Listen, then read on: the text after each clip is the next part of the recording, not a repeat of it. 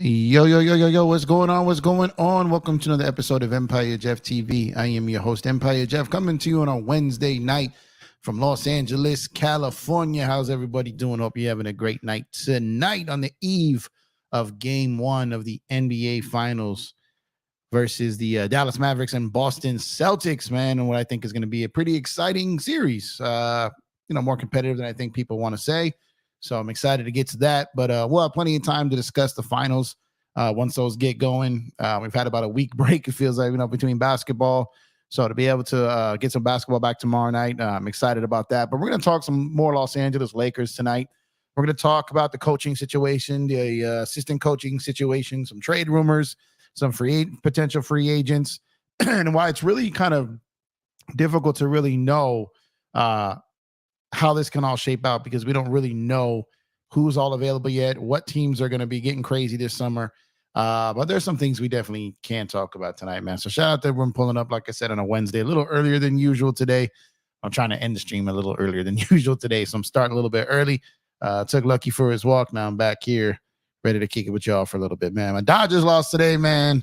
Not happy about that. Got a rough patch over there in Pittsburgh. They're heading to face the New York Yankees this weekend, so that's going to be exciting. But appreciate y'all tuning in here. And when it comes to this Laker team, man, I feel like I've been talking to people all day about this. I've been getting messages, texts, calls. There's a lot of people talking about the Lakers today, man. A lot of people talking about the Lakers. Based off the news that came out yesterday, which was basically known, but it's kind of got put to print, as Sham said yesterday. So it's kind of just somewhat recycled news. But people are starting to take it a little bit more serious than they had been. So that's like I said, there's a whole lot of smoke around this JJ Redick to the Lakers situation. So I think we definitely starting to see some flames now. We starting to see some fire.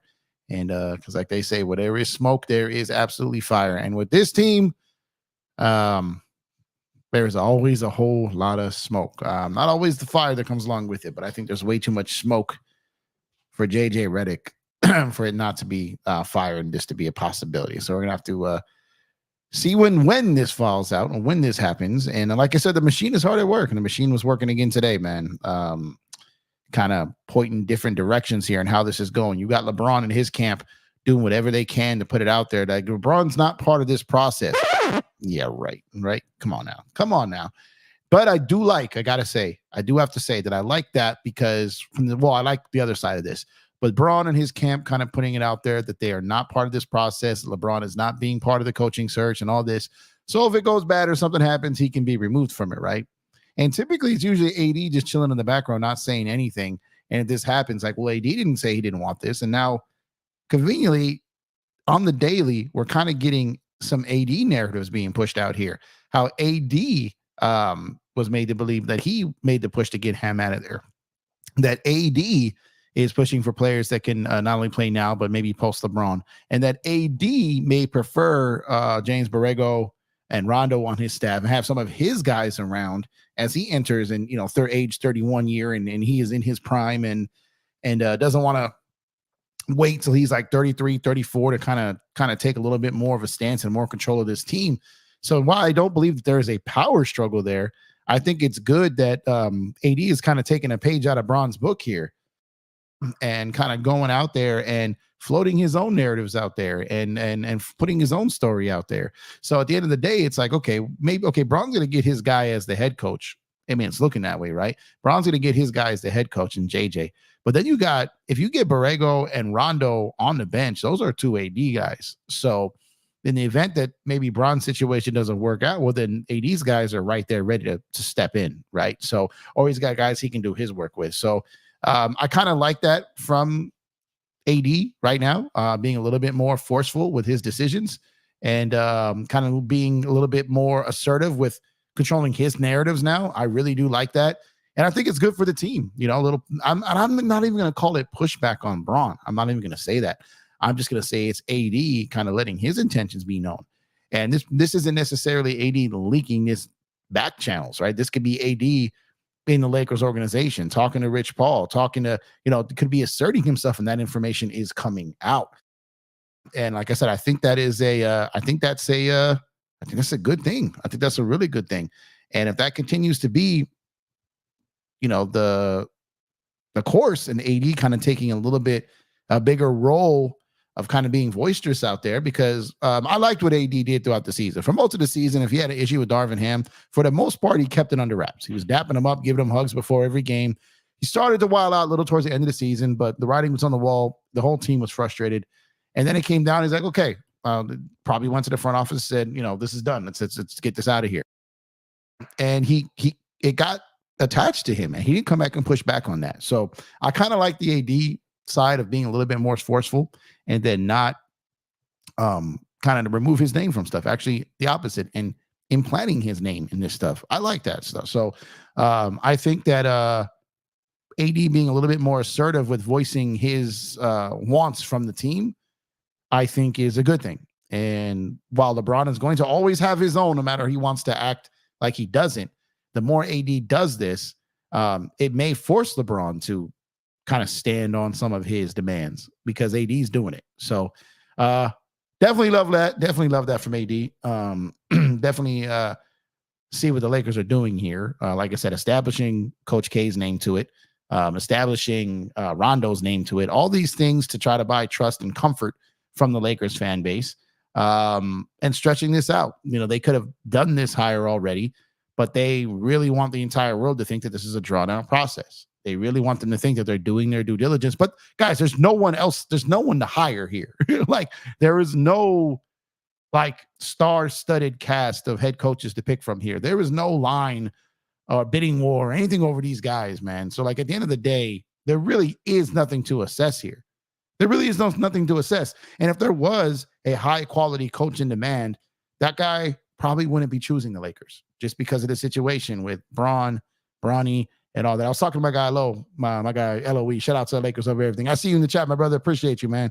Appreciate you. I was actually talking to Lo a lot today about a lot of this stuff. I felt like me and Lo had our own little podcast episode earlier today, just talking back and forth. So, but like I said, I talked to a lot of people about Lakers basketball today. So a lot of people are very interested to see how this offseason goes. This is a very important offseason. First and foremost, the coaching situation, the assistant coaching situation, the roster situation, the front office situation. As you get into the season, trade deadline, what are you going to do to add on top of that later? There's a lot of things we have to figure out. It's going to be in layers here. And the first layer there is the coaching situation, man. So definitely appreciate y'all tuning in here, man. Reg Dog, I see you, brother. Shout out to you. Daniel Berry Sports Highlights. Shout out to you, bro. Happy Wednesday to you as well. Make sure to subscribe to Daniel Berry Sports Highlights. He got a channel over there, man. Eric Kwan, what's up, my man? John, what's going on with you? Blue Magic, salute to you, brother. Thank you for tuning in. I appreciate you. LA for life. Dodgers giving me a headache, right? Yeah, they gave me a headache today too, man. They lost 3 straight to Cincinnati. Now they've lost, potentially about to get swept by the Pirates. The 2 teams in the bottom of that division, potentially getting swept by both, is not ideal. I got a Dodger video coming soon, though. Let's see. Zwaney869. What's going on, man? I don't like the Lakers hiring JJ, who was Braun's friend. I hear you. There's a lot of people who don't like it. Look, I'm covering it, but I want to get this clear, because I'm saying this on numerous occasions. I don't know if I love it or not. I mean, I don't know if I like it or not. I don't necessarily hate it, because like I said, the other candidates really don't impress me much, don't excite me much. So I feel like they all have the same floor. I feel like they all have the equal risks. Maybe some are safer, a little bit more of a safer bet, but I think the only home run potential here is JJ.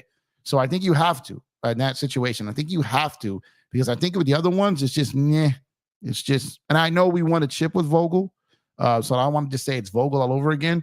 But like I said, I think we could have won a chip that year with several head coaches. I'm not even going to lie to you, man, because that team in 2020, that roster was so good.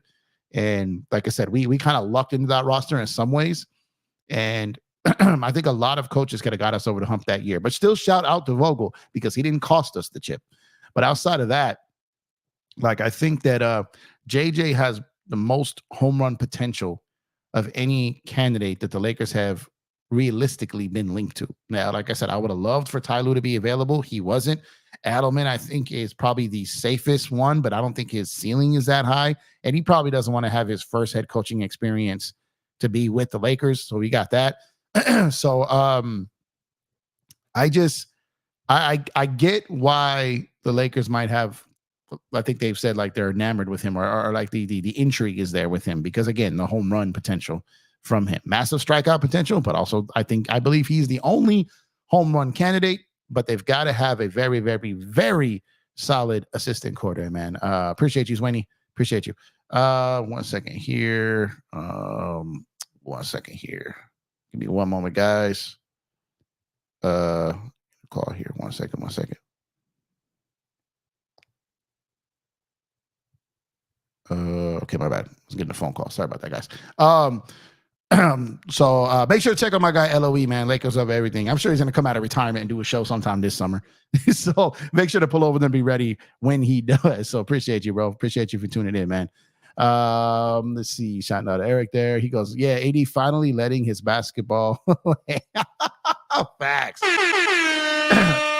Facts. And I like to see it, man. I like to see him show that assertiveness. I like to see him kind of take control over the organization a little bit, as far as like, not necessarily to the length of like Braun, but just putting it out there that that he does like want to have some say in this. And it's not just Braun way or the highway, that AD really wants to be able to have some say in this, man. Give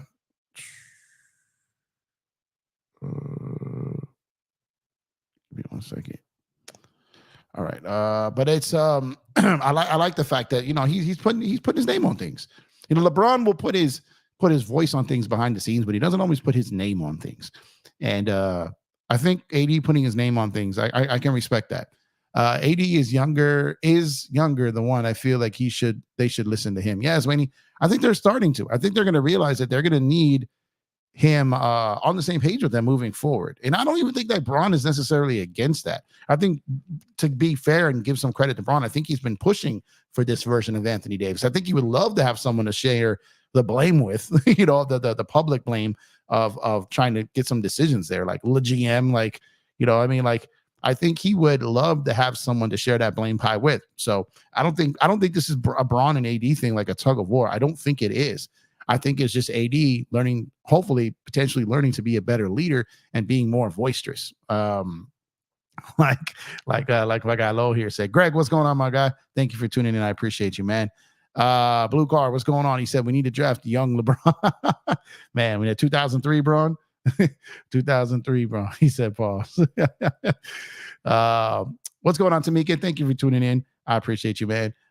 Still in Cancun. I feel like we all been in Cancun since that went down, man. But yeah, I mean, I think that's a pretty big story that a lot of people aren't really touching on. You see Borrego's name there, you hear Rondo's name there.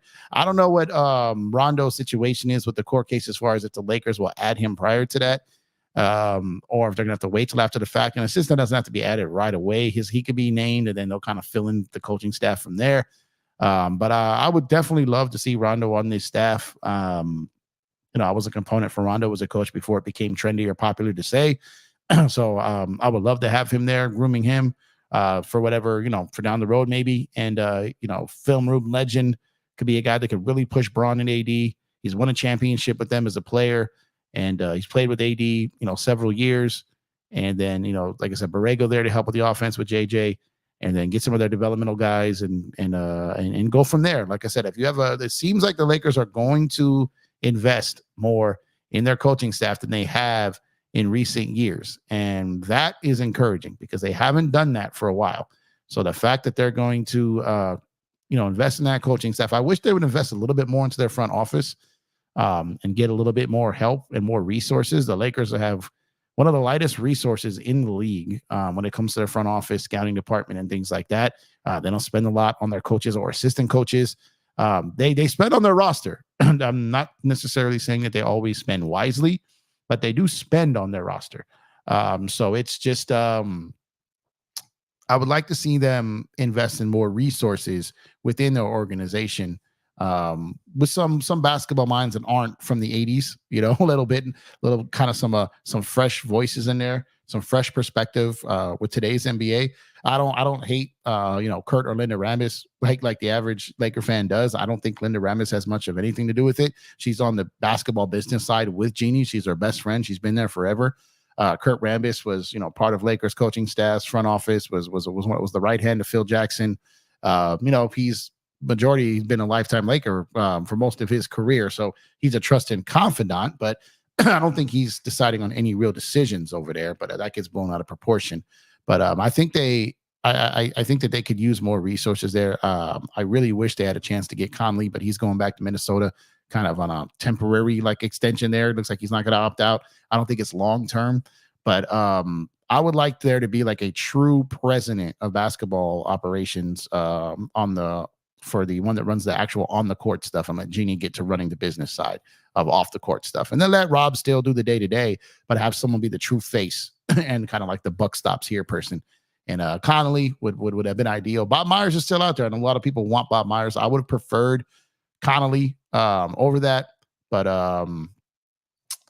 that wouldn't be bad with Myers. I just would have preferred Connolly. Okay, where did I leave off? What is going on here?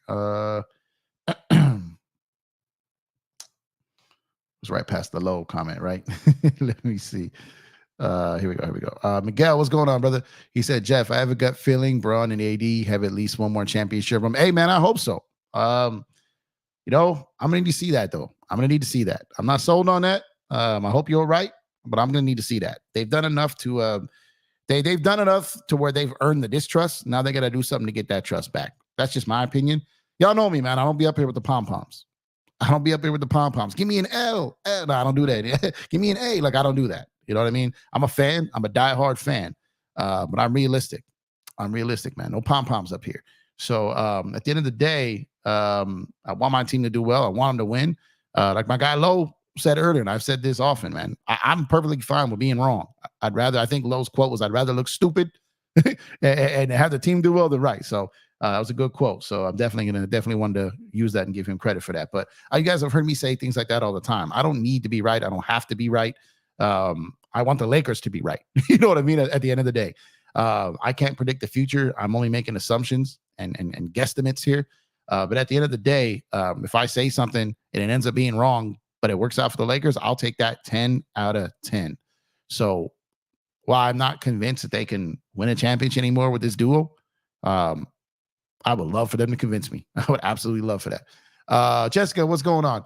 The best Laker YouTuber, Empire Jeff, baby. Hey, man, appreciate you. Appreciate you, Jericho. I think I messed up your name the first time. I apologize. Keep doing your thing. Hence, I love the insider info you always have for us. Go Lakers. Double appreciate you. Thank you so much. You guys make my day when you pull up, show support. And like I said, man, this channel would not be the channel without you guys. So I definitely appreciate you, Jericho. Not just because you call me handsome, but because you show up and you spend time with us over here. So thank you. And I appreciate the trust and the support that you give me over here, and all you guys. So thank you, Jericho. I greatly appreciate you. Lakers over everything. Low says, Jeff, any hot takes for the finals besides F Boston? You know what? The hot take, I don't know if there's hot takes in this. Okay, let me think about one. Let me think on this for a second. Hot take. Okay, so the hot take would probably have to settle around Dallas winning. That's not the hot take itself, which I think is possible. I think Boston is the deserving favorite, but I think Dallas can get them. And if Boston comes out and plays with their food, Dallas going to catch them. And so my hot take will be that we know who the top two players are on each team. You got Luka, Kyrie, you got Tatum and Brown. So we know who the top two player is on each team. This isn't a hot take, but this is just a take. I think of the four, I think Dallas I think they have in the top three, they have two of the best players. So I would say like Luka is the best player in the series. I would have Tatum second. I would have Kyrie third, and I'd have Brown four. So I think if you're looking at top three, I think Dallas has two of the top three players in this series. I also think they have the better clutch duo in this series. So Boston, again, plays with their food and lets Dallas hang around. Dallas going to catch them. But my hot take, Mr. Lowe, Mr. Doe, Mr. Dodgers over everything as well. Speaking of that, Lowe, we got to go to this Dodger game already, man. My hot take for this series is that the fifth best player, because we know who the four best players in this series is. My hot take will be that the fifth best player in this series will be on the Mavericks side. I think one of the Mavs role players is going to outplay the Boston role players. I don't know what's going to be, whether it's Gafford, whether it's PJ, where Kleber comes back and goes ballistic. I don't know. But that's going to be my hot take. That's going to be my hot take, man. I don't even know if that's great of a hot take, but for the fact that you got Porzingis, you got Derek White, and you got Holiday over there, I have a feeling that, especially because it's obviously it would take this for Dallas to win the series. So that's gonna be a hot take. I think Dallas has potential to have the fifth best player in this series. Miguel says, I promise Laker fans the sun will shine on us again. This nightmare will soon be over. Hallelujah. Man, I hope so. Dante, what's up, my brother, man? He said, what's good, my guy? Let's go another stream. 5 siren sounds. Here we go. Siren sounds. Hanson says, GM of Timberwolves, Tim Connolly, signed a 1-year extension to his contract with the Wolves. Yeah, so basically he took away his opt-out. So, yeah, so he's waiting to see what happens with that ownership situation. And to be honest, maybe he's waiting out this LeBron situation, right? Maybe I'll come run the Lakers when Bron's gone, or maybe, waiting to see what happens this year. Maybe see, but I'm hoping they can get someone like him in the future, man. I really, really, really do. Patrick, what's going on, my guy? Hope you're having a good one, man. Appreciate you. Dante says, hot take, is KP back? Watch him. KP is back. He will be playing game 1. Yeah, we can go when they start scoring runs. And they scored 4. They scored 5 today. No more than that. They just gave up 10, I think. Hot take, Luka replaced MJ in the GOAT conversation. Luka versus Braun, who's the GOAT? Ooh, I think it might be a little too early for that. Hot take, JJ signing will push over the media attention of whoever wins the title this year. It'll definitely steal some thunder and steal some coverage. That's a fact, man. My money on PJ, or what about Hardaway Jr.? Is he healthy for the series? Yeah, that's what I'm saying. I think someone has a chance to get dummy. Whenever you have an upset, the 04 Pistons, the 2011 Mavs, even the 2019 Toronto Raptors. Do you call the 2015 Warriors an upset? The 2016 Cavs an upset? Like what I was saying is like, it always requires someone's going to come out of nowhere. And I think these guys, the way these Dallas role players have been all postseason, if they can they go another step? Can they take it to another level? And that's what I want to see. And maybe they can. And we're going to have to wait and see. But if they can do that, then they definitely can get that win, man. They definitely can get that win. Satro, what's going on, bro? Salute to you as well. Big ups to you. Appreciate you. KD, what up, man? Jeff, is Laurie realistic? Is Jeremy Grant realistic? I hope I'm wrong on this, but I don't believe that Laurie Markkinen is a realistic option. I don't believe so. I think that if Utah decides that they're going to move him, I think OKC is in prime position to make it happen with a ton of picks. I think Jeremy Grant is realistic. That $30 million. You guys have heard me say that if they're going to get a player, I'd prefer it be someone between DeJounte Murray and Donovan Mitchell's money, between $25 and $35 million, somewhere in that range. Jeremy Grant is dead smack in the middle of that at $30 million. I wouldn't hate it. It's not necessarily the defender you need, but it's a guy who can go get buckets, and wouldn't hate that. A front line of Grant, Braun, and AD. Grant and Braun can kind of be 2 4/3s out there. He's long. Like I said, not the best defender of wings, but he can get busy offensively. So at $30 million, I don't hate it. A lot of people felt that was a really bad contract, and I was like, guys, I'm telling you, in a year and a half, that contract is not going to be terrible, and that's where we are now. And I just want to really stay away from the guys who are north than $40 million. And it's nothing against those players, but when you got Braun making what he's about to make, when you got AD making what he's about to make, and you start getting into that tax and edging up towards that second apron, it really limits and handcuffs the Lakers into moves they can do to better the team if they are good. So let's say they make a move like for LaVine or something like that, right? And they're sitting there, the team's doing well, and all these other teams are making moves around the trade deadline, and the Lakers just, even if they have the assets, they just can't make the move because they put themselves in a situation where it makes it much more difficult to do a trade. So I would love for them to get multiple players at a lower dollar amount, but a good third option. You guys have heard me. I'm really going to stop trying to say the word star The Lakers need a very solid, solidified number 3 option. A DeJounte Murray, a Donovan Mitchell. Jeremy Grant's like a 2, it's like a 3.5. Maybe he could become a 3, a solid third option. But that's what I'm looking for from the Lakers, man. I would much rather have a solidified 3 and then work from there, depending on what it costs to get that. But there's multiple different avenues, and I'll have a stream probably later in the week or between the finals games. I think there's 2 days off between each game. We're all sitting here, and I'll just start loading up contracts and money, and we'll start playing like the realistic trade machine, not just, oh look, ESPN or Fansville says this works, but no, like, will this team do this type of trade machine? We'll do that. I think we could have some fun with that. So we'll cook that up. But outside of that, like I said, the Lakers have to be very, very careful because they have to get this right. The Lakers, if they decide to go out there and get and cough up all 3 picks, right, they're not going to be in position again to do this for about 4 years or so, 4 or 5 years, right? This is their last chance with this era. It's their last chance. Outside of blowing it completely up, which could happen prior to the 5 years, but then that's going to mean rebuild. So what I'm saying is this is their last chance for this era. They have to get it right. If you're moving 3 first-round picks in the future, if you're moving pick swaps, if you're doing any of that, get it right. So they're taking their approach of waiting this out with the coaching hire. But when it comes to the roster, you might not be able to have that luxury because people are going to start making moves post-finals. And especially, I'm telling you, if Boston loses, y'all, there's going to be some green fireworks, man. There's going to be some green fireworks. And this summer, again, I keep telling y'all, this summer has potential to get crazy. Why do I feel like Boston can upset the Mavs? Boston has finals experience, and most of the Mavs barely have a playoff experience. Where Miguel, like, Boston is favored. So if Boston wins, that won't be an upset. If Dallas wins, it'll be labeled an upset. Boston is favored. So no, the money is on Boston. But again, Boston has been known to give away home games.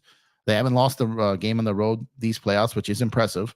However, they haven't really been playing anybody. They've had high clutch numbers this postseason, although, like I said, haven't really played anybody. But you have to play who's in front of you, right? So at the end of the day, they haven't really been tested. Maybe that hurts them a little bit early in this season, and maybe Dallas can get going and get off to the right foot against them early in this series, and then kind of get a stranglehold on the series. We'll have to wait and see. But Dallas, it's really, really, really important that Dallas gets off to a good start in the series if they want to go in and get this win. Miguel said, I almost threw up in my mouth. He said, yeah. I'll be okay with Grant. Yeah, I'm telling you, Grant would be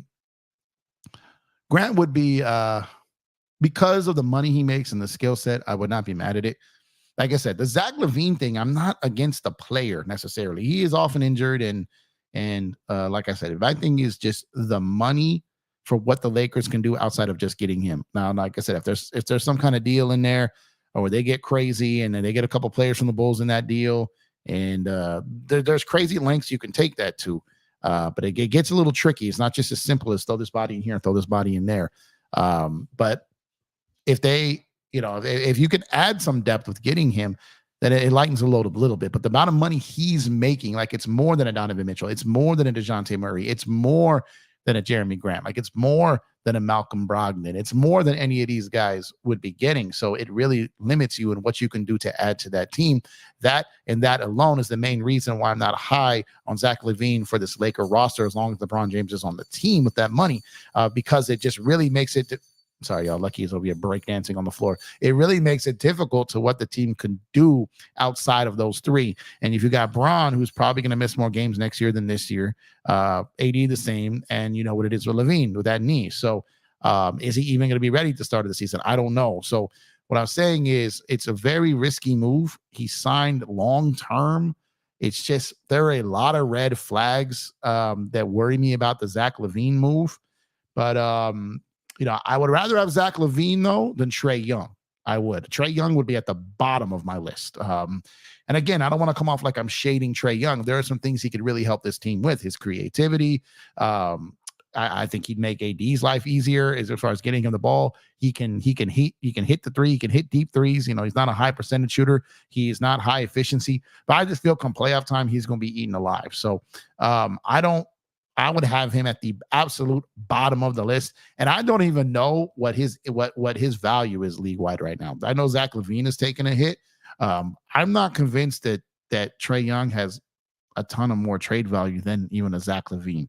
So so if the Lakers can get like I said, a DeJounte Murray, Donovan Mitchell, Jeremy Grant, people in that, I would say like cap off the maximum money would be like Donovan Mitchell money, $35 million, like that maximum money range right there. If you can keep whoever you get below $35 million, then you put yourself in a much better position to do other things, man. What's going on, Chris? Shout out to you for pulling up, brother. Appreciate the graphic guy, Chris, man. Thank you for tuning in, my guy.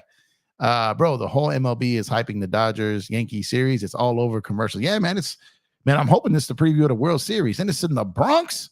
It's in the Boogie. Oh man, it's gonna be crazy, man. It's gonna be a bunch of dudes out in LA up there getting their chopped cheese and their bacon, egg, and cheese is on, man. And it's gonna be great, man. It's gonna be great. I'm gonna tell you this though. I'm gonna tell you this right now. There's gonna be a lot of Dodger fans representing them. I'm already seeing, man. Pantone, I see you, my guy. Get out there and represent, man. Represent, man. It's gonna be a sea of navy blue, and it's gonna be a sea of Dodger blue at the same damn time. I'm telling you, man, it's gonna be exciting. I can't wait to watch every one of those games, man. Grant, Bruce Brown, Drummond. Yes. So I'm working on a video. I heard today that the Lakers absolutely have not given up on the prospect of getting Bruce Brown. They've been trying since last summer, and they keep trying to get him. I also heard today that I'm trying to use my words carefully here, that it's more likely now than it was a week ago that DLo opts in. Still unlikely. It is still unlikely, but it's gaining a little bit of momentum. And the reason being is because he's not, his agent, like I've been telling you guys, his agent is going to canvas the league. It's illegal, but he's doing it, right? They're going to canvas out there, and he doesn't want DLo to fall to a mid-level. He doesn't want him going backwards on the $18 million. In a perfect world, DLo would opt out, and if there's nothing out there, go back to the Lakers on a 1+1 like he did last summer. That way he gets another year guaranteed, right? In a perfect world.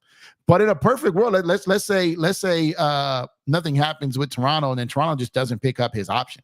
And now he's out there as a free agent, and the Lakers figure something out, renounce DLo's rights, and they get below. Now they've got the non-taxpayer mid-level, and they can just go get Bruce Brown for less than DLo. You get what I'm saying? So he's got to be careful. He's playing with fire when it comes to that. Unless he knows for sure that he's got at bare minimum a 1+1 deal waiting for him out there, he may just opt in.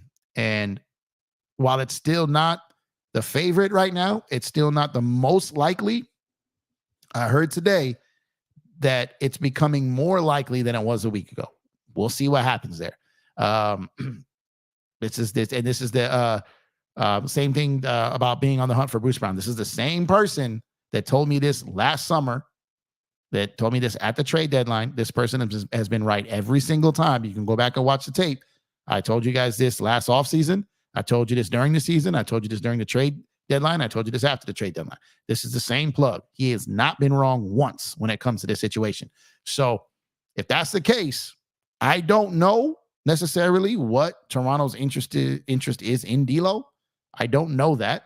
I'm working on that. But it would have to be something like that. So just stay tuned with that.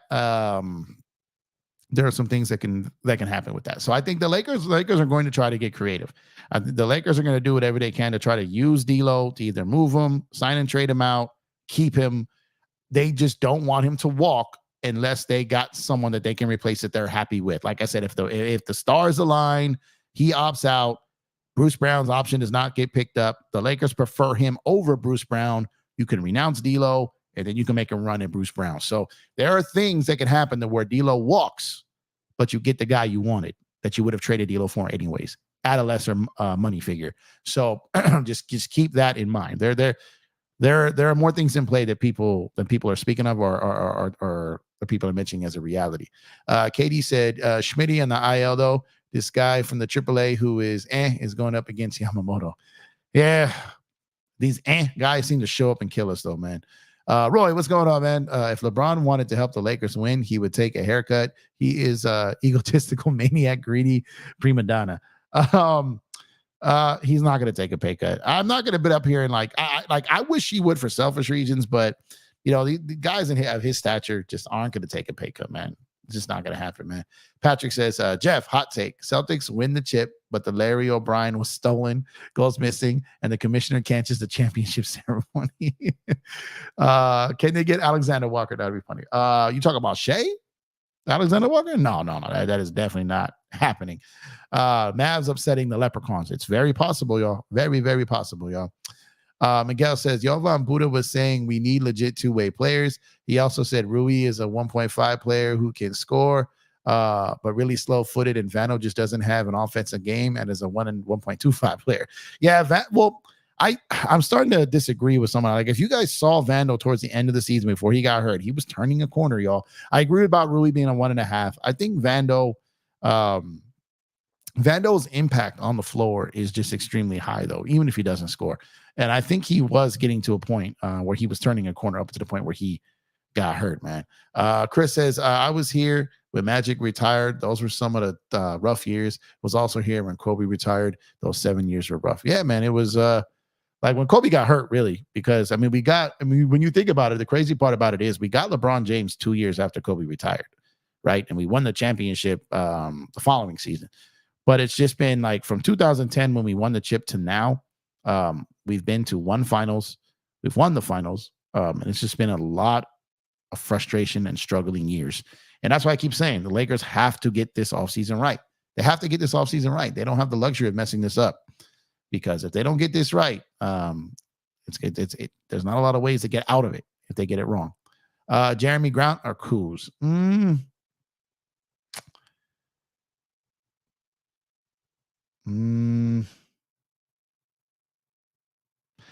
I think Jeremy Grant may cost less.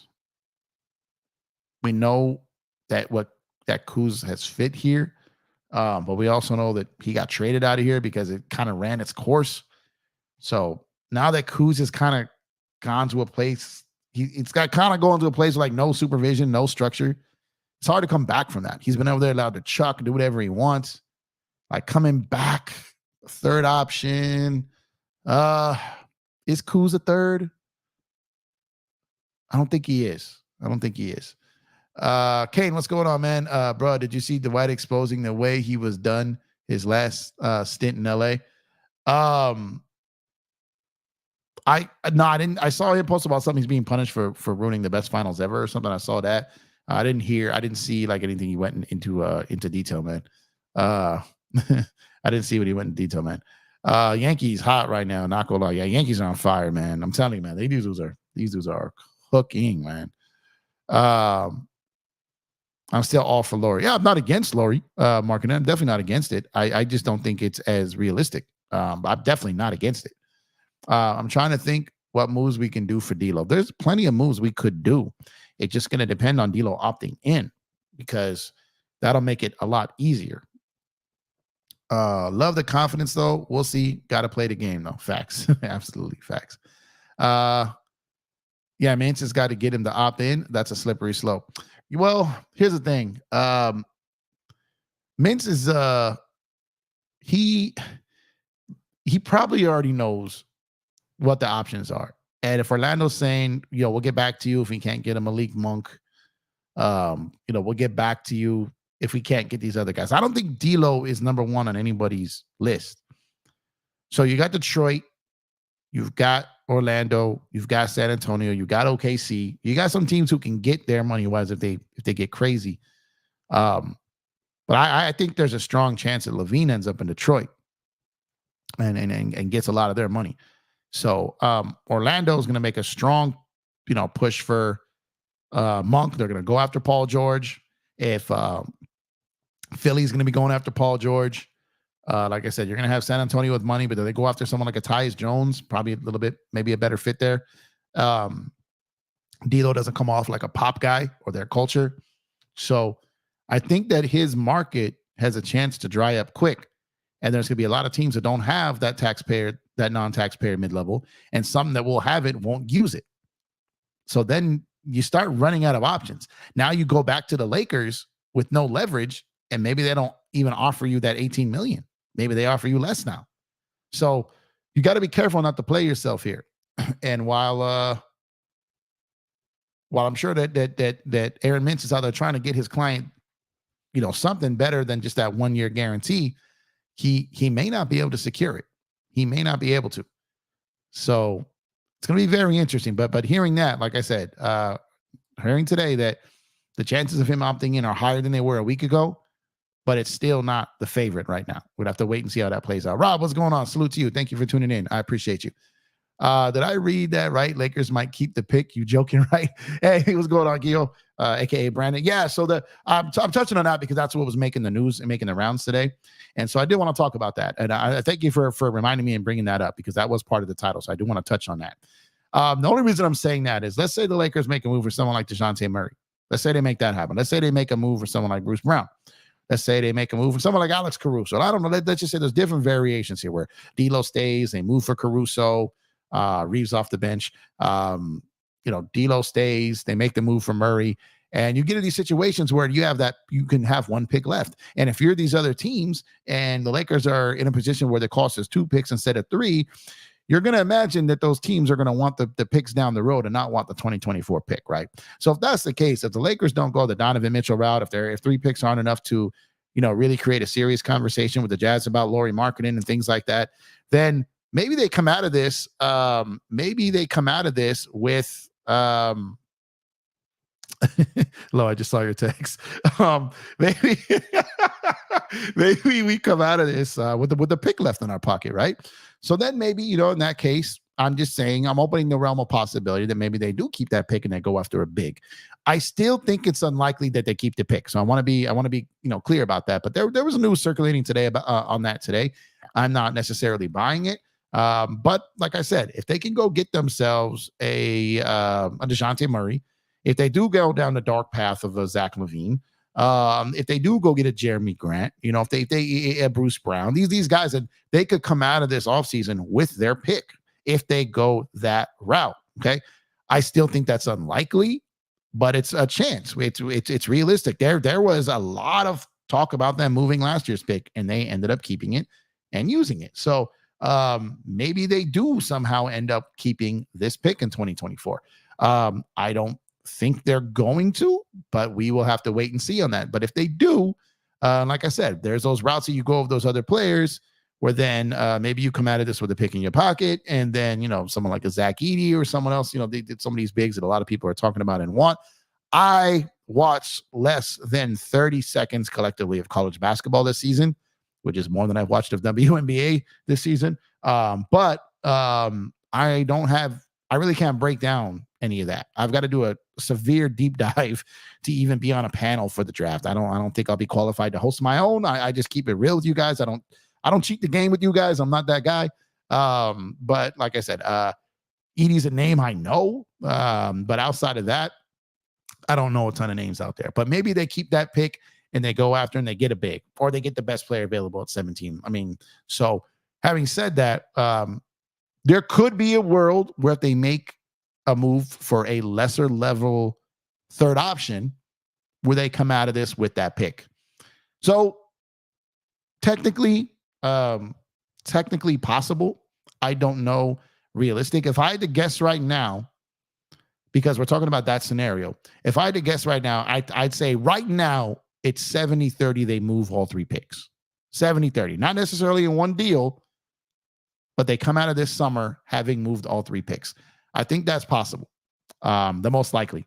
Now, this could change. This could absolutely change. Also, I don't know if you guys, I told y'all, right? I told y'all, if you take a whiteboard or pad of paper and you start putting all these reports out to come out early, and then how they get kind of moved around later, and then you see a puzzle start to come together. You see a puzzle starting to come together. We were hearing, I don't know, 7 to 10 days ago, that the Phoenix Suns were considering taking Bronny James with the 22nd pick. Y'all heard that, right? And then we start hearing today that the Suns may be moving that pick. Aha. All right. Maybe moving that pick. They say, why would they move that pick? Well, that money on the books for that first round pick this year just takes tax even higher.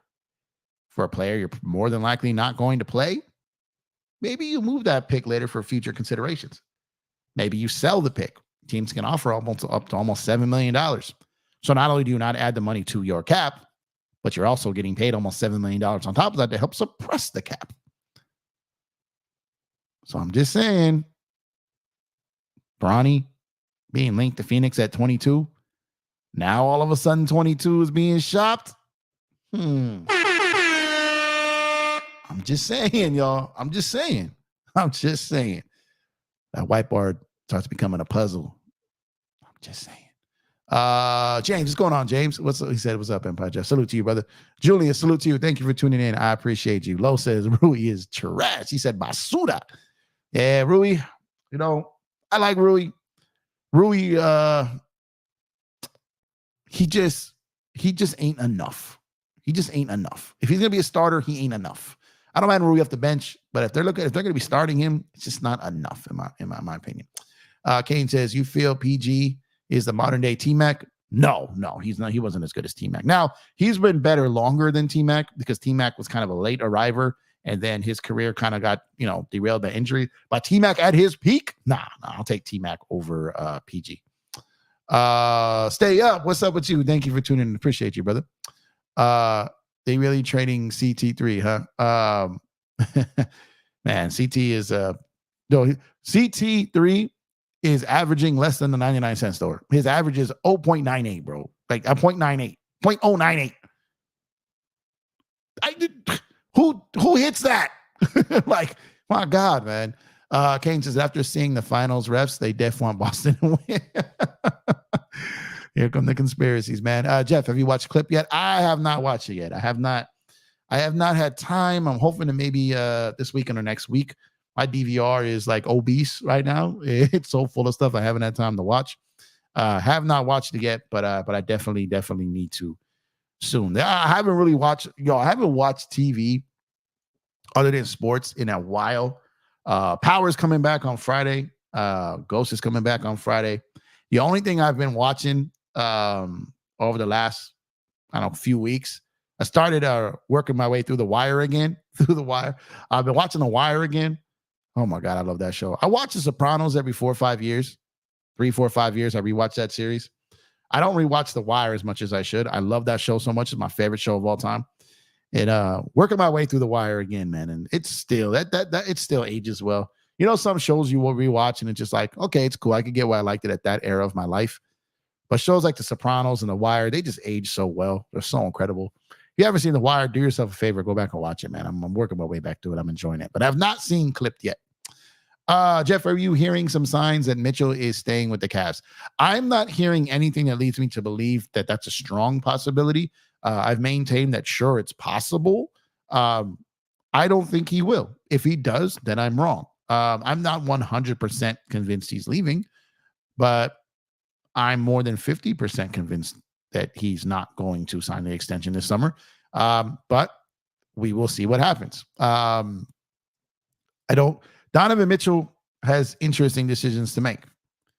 Does he want to get paid the maximum money he can make while being the number one option on his team? Then that's staying with the Cavs. But does he want to get that same money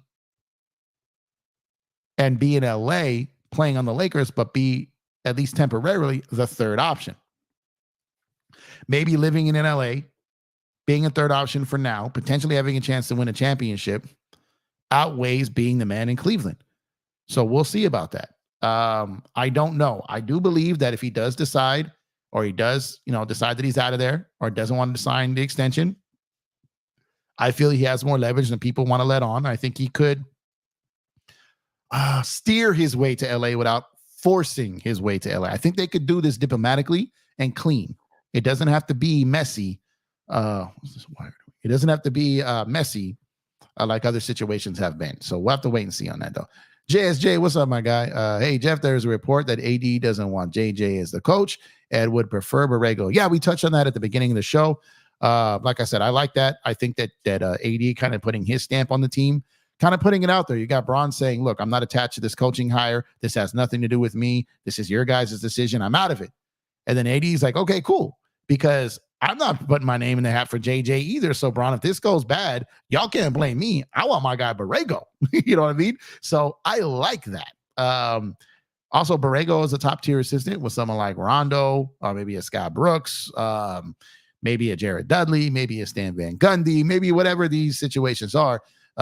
Either which way, any of those names I'd be happy with as a start.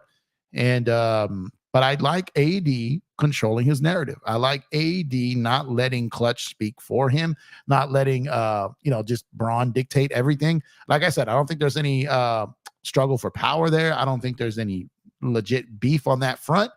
But I do believe that he is looking to establish, I don't want to say the word control, but maybe some influence on his future now.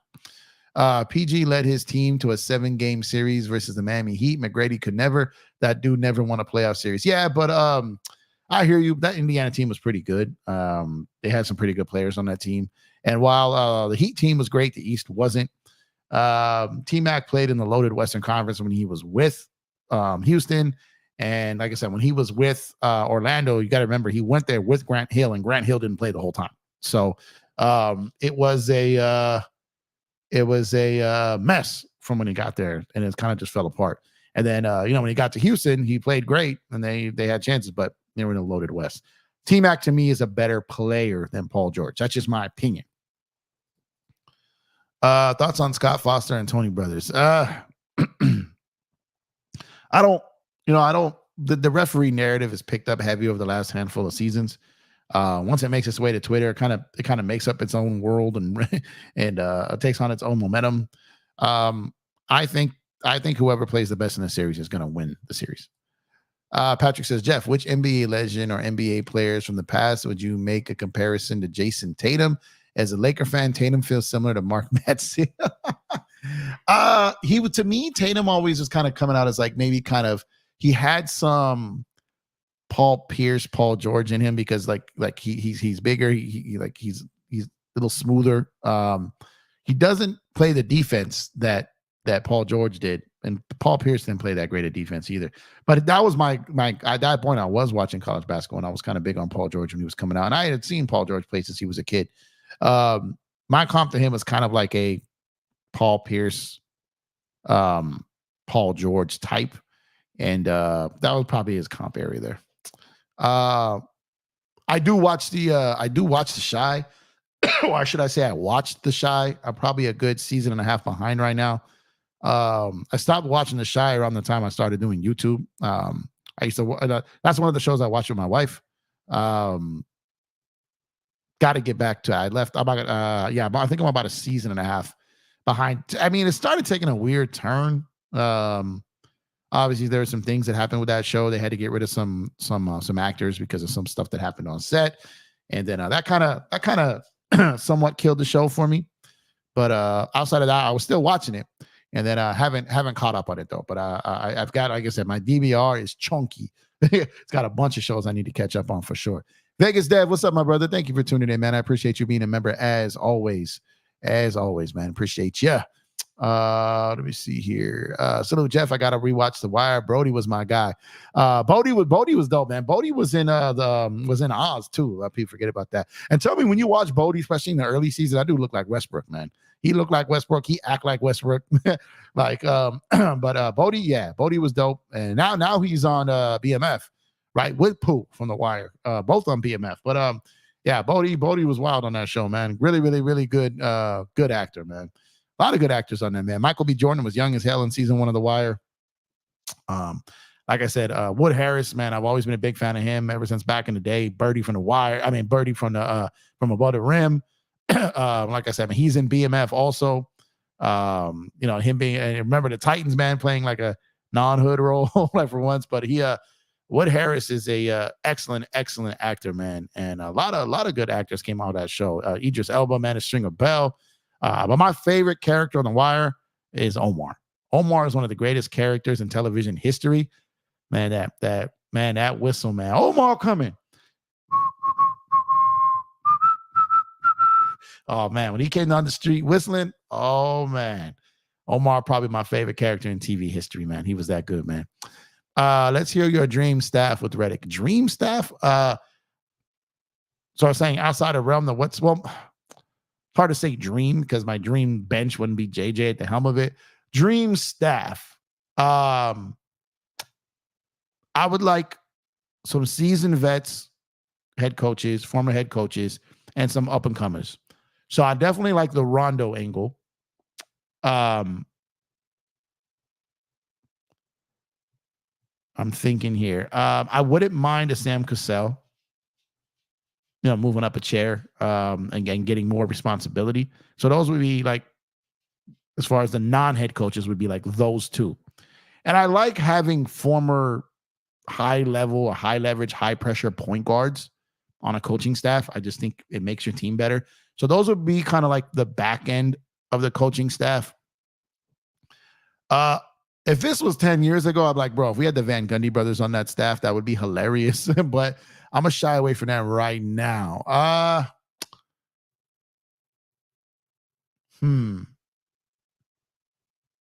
Let me think of some head coaches. Man, I don't love a lot of these. I wouldn't mind a Nate McMillan on this team. Again, another guard. I wouldn't mind Nate McMillan for defense. I wouldn't mind Terry Stotts if he didn't have that run-in Milwaukee where he was kind of undermining an assistant already. But Terry Stotts and Borrego, I think they're similar as far as those guys would be the offensive guys. But a dream one, that's a tough question. I don't think I can. I know he's never been a head coach, but no. I'm gonna back that up. I'm gonna walk that back before I even say it. Damn, that's a good one, Lo, because there's not a lot of guys around the league who don't have a head coaching gig already that I would want. So I would probably say Cassell, Rondo, someone defensively like a Nate McMillan. And again, I know you're using the word dream, but there really isn't a dream staff out there.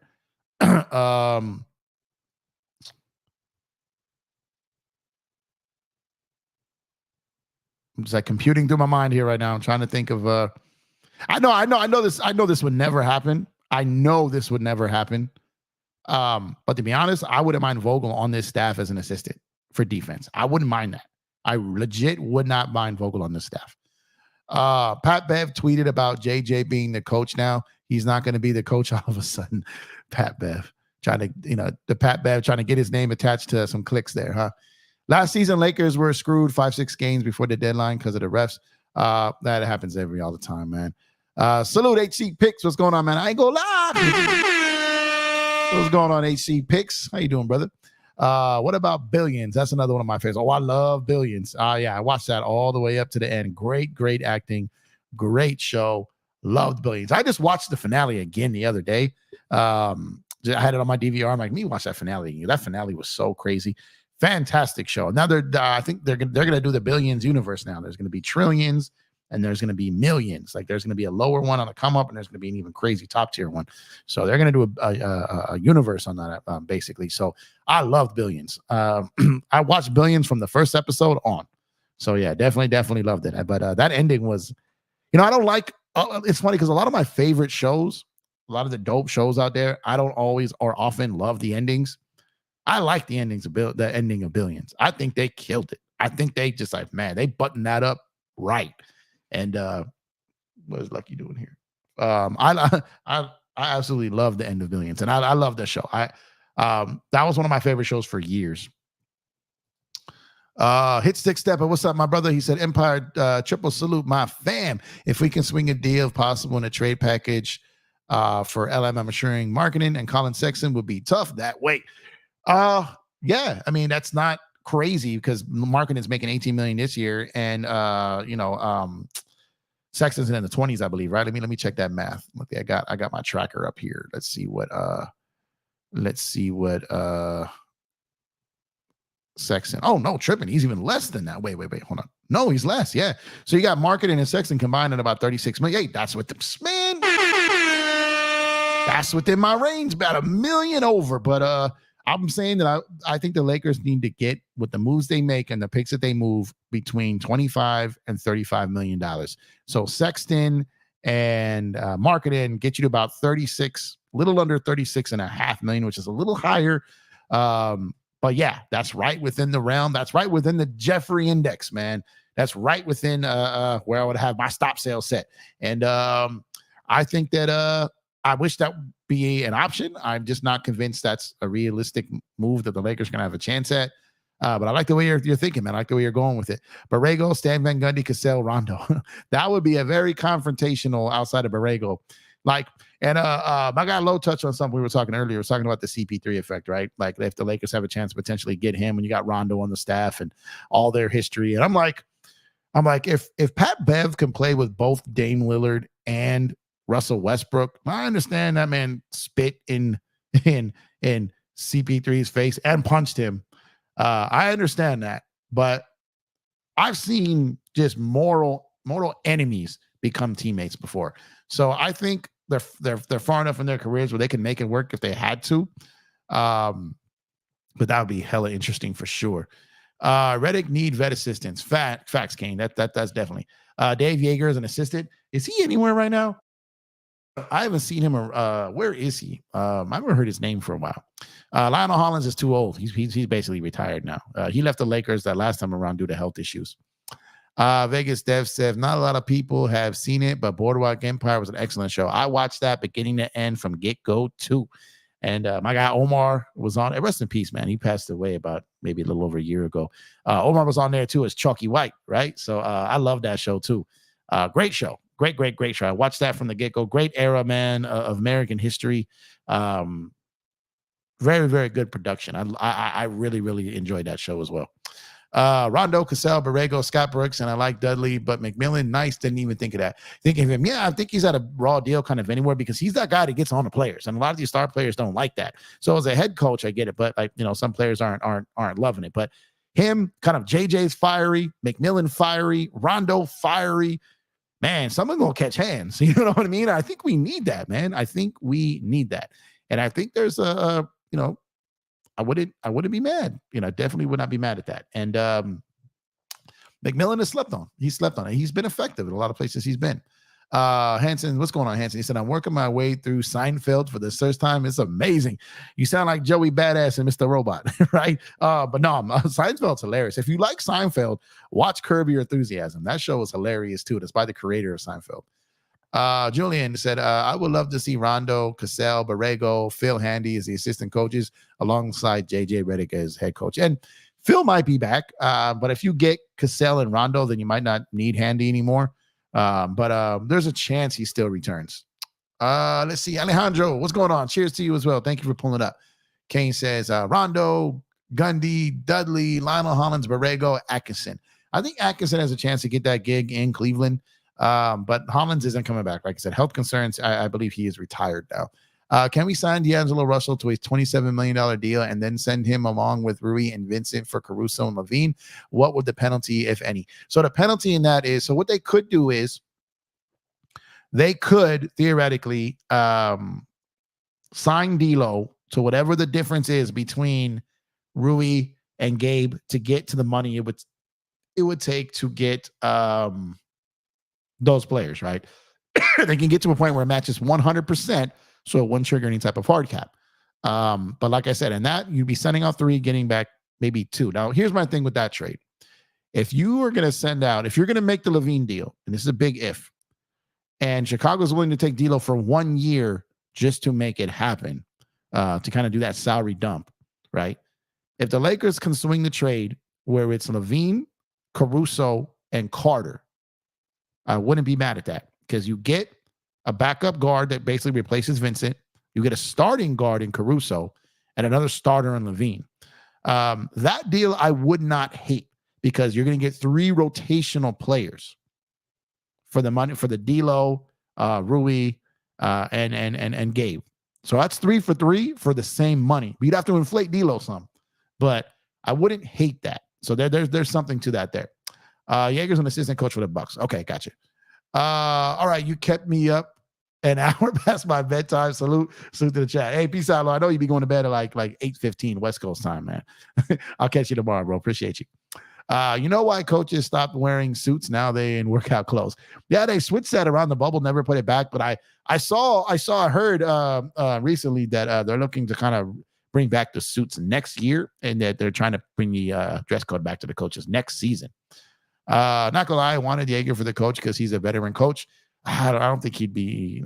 He's like I said. I think he's, not a needle mover. No really home run potential there.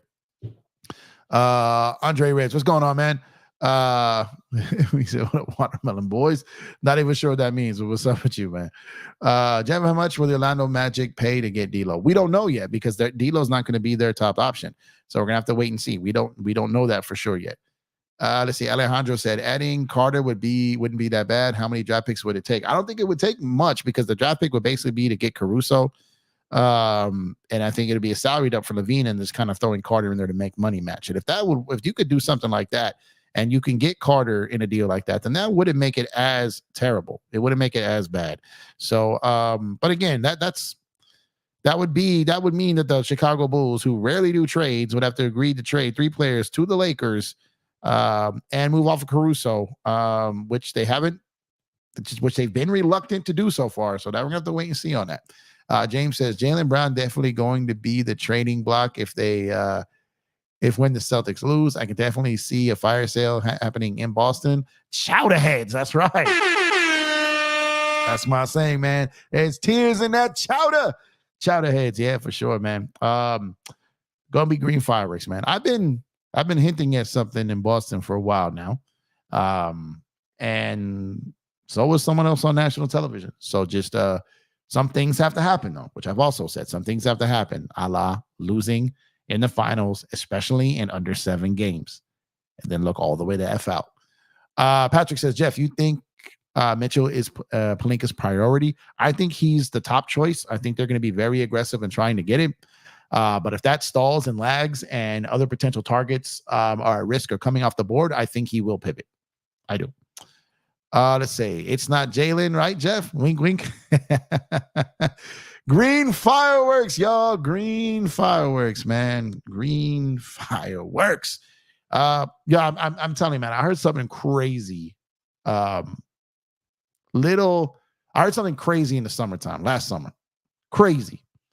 And I was like, yo, this is gonna take a lot of things falling the Lakers' way to happen. And they're like, yeah. And I'm like, and I mean like a lot of crazy things that just wouldn't happen to fall their way. And they're like, yeah. And I'm like, so this is like maybe 5% of happening, right? And they're like, nah. I'm like, okay, well, how? And they're like, well, they basically challenged me to use my imagination on some things, right? I'm like, all right, well, this, I'm like, nah. Well, what can I? I'm like, okay, let me think now. And then I was like, okay, like I see a layer here, but again, a lot of things have to go, and some already have, but it's gonna take still a lot more.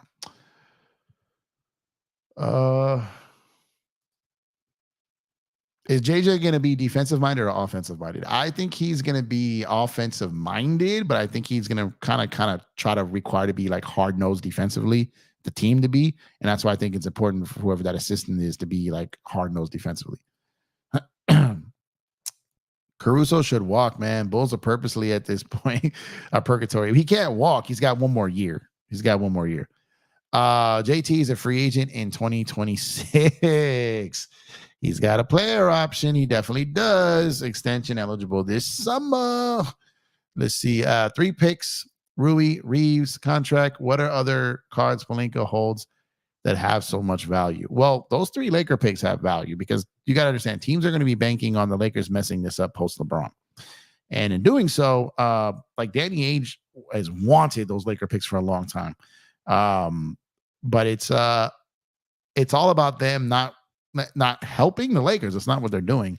they're banking on the Lakers being bad 4 or 5 years down the road from now and not trusting them to be good. And in their heart of hearts, they think that's going to lead to them being able to kind of end up like what Boston got in that Brooklyn deal, things like that. So that's what they're hoping for. That's why the Lakers have to do this right. And then this trade that they make cannot just be about this season, but has to kind of make sure that they're good for years to come. So where this trade doesn't come back and destroy you for 10 years. Lakers need real purple and gold back, not this yellow crap. Yeah, like that. The Nike yellow, Yeah, it's a little weird. Any chance the Lakers can sign Jonas and Drummond? I don't think they can get both. I think both. I think right now Drummond is probably maybe more attainable than Valanciunas. But again, depending on what the market is, if like I said, if New Orleans doesn't look to bring him back, and mid-level money dries up, or teams don't use it, then you can see him sliding to taxpayer mid-level, right around what the Lakers might have. Now, Valanciunas would be a solid big. He's not a shot blocking guy, he's not a rim runner, but AD is. So he's kind of a bruising big who can hit some threes with not many attempts, and strong. He is older. He's not. He's made a lot of money in his career, more than people think. So it's a possibility, but I don't think they can get both. What are some crazy trades that you heard about in the past that were close to happening that ended up not happening? Crazy? I've heard a lot. I can't talk on some of them, but I could tell you that like that. It's not. I don't know how. It's not crazy, but the Lakers almost had Bruce Brown twice last year. Almost had him twice last year. There were Paul George almost got moved twice this year. Once around the draft, and it was even considered around the trade deadline. One was like framework was agreed to as far as both teams were comfortable with the deal if the Clippers decided to move forward with it. Obviously, it did not happen. I talked about this on my show, so I'm not making this up. You guys can go back to my show around the time that deal fell apart with Boston and Brogdon going to the Clippers. The Clippers pulled out of that deal because they stumbled upon a deal for Paul George that they really wanted to consider. And I talked about this on a show back in the offseason, and that almost happened. Let me think of another one that I can talk about. Not a trade, and I know a lot of people think that Kawhi used the Lakers in the summer of 2019, but Kawhi came very, very, very close to becoming a Laker that summer. That was not just smoke and mirrors. That was legitimate and almost happened. Karl Anthony Towns was almost moved twice last summer. Almost moved twice. Some other ones there are some crazy ones, but I can't talk about. But those were some ones that almost happened. Let's see. You, Dan, DJ are all live. All we need is LFB to be live too. That's funny, right? I got to pull up on my peoples over at Lakers. Shout out to Dan. Shout out to DJ. Shout out to Lakers Fast Break. If you guys aren't subscribed to them, make sure to go subscribe to all of those guys. I haven't been on Lakers Fast Break in a minute. I got to pull up on them, man. Miss those guys. I say the Lakers need a starting power forward that can guard the perimeter and somewhat bang like a Laurie or Siakam. Yeah, wouldn't be bad. Alejandro said, those are great almost trades. Thank you for sharing. You're welcome. And like I said, I know a good amount of them. But I because some of it was told to me I can't talk about them. 1 second here. All right, sorry about that. I had to enter this message here. Let's see. Where do we live out? Do you feel like Cat gets moved this offseason? I think it's possible. I think there's a chance. 100%. I'm not going to say that, but I think there's a decent chance he gets moved. I think they're going to consider it, and like I said, they almost moved him twice last off season. I can tell you this: there were talks with the Knicks. I can't say the other teams, but I can say the Knicks. those talks moved along. Those talks got. I don't want to say they were imminent. I don't want to say that was about to happen. But those talks moved along, and there was a strong chance of those happening. Let's see here. Why is my screen? Okay, there we go.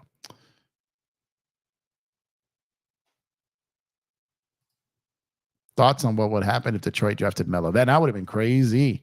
You know, it's hard to tell because Melo was going to be good regardless. And being on that Detroit team where you had Rip, you had Chauncey, you had Sheed, you had guys there already. So he'd have to fill a role. He wouldn't be able to just come right in and go crazy like that. But he filled a role on that Denver team that was going to Western Conference Finals. A lot of people act like Melo never played part of a system, wasn't ever a team player.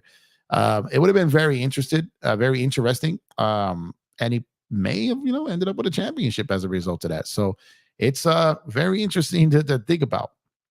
A lot of teams that made those, didn't make those picks. Like what if Jordan goes to Portland? What if Durant went to Portland? Right? Like all of these situations are crazy. Like what if the Knicks had took Steph Curry? Like, you know what I mean? Like what if the Hawks took Chris Paul instead of Marvin Williams? But that one Melo one, that is definitely an interesting one for sure, man. Some say they would be a dynasty. Others say they wouldn't win nothing. Well, it's hard to say for sure. I think they would have been good. They were already good. But you get a guy like Melo out there at that point of the league. You think about it. So LeBron, who went in that in 2007, went in there and just murdered them in that building. If Melo's in that series, who knows what happens there, right? And that's what kind of kicked off Bron getting to the finals the first time. So it's interesting. Would you sign Ben Simmons to the vet minimum? I don't think I'd ever sign Ben Simmons on a team when we have Braun. It just wouldn't make sense. And that guy just never plays, man. I'm not convinced he's taking basketball serious anymore. AD and Laurie won't be a dream front court.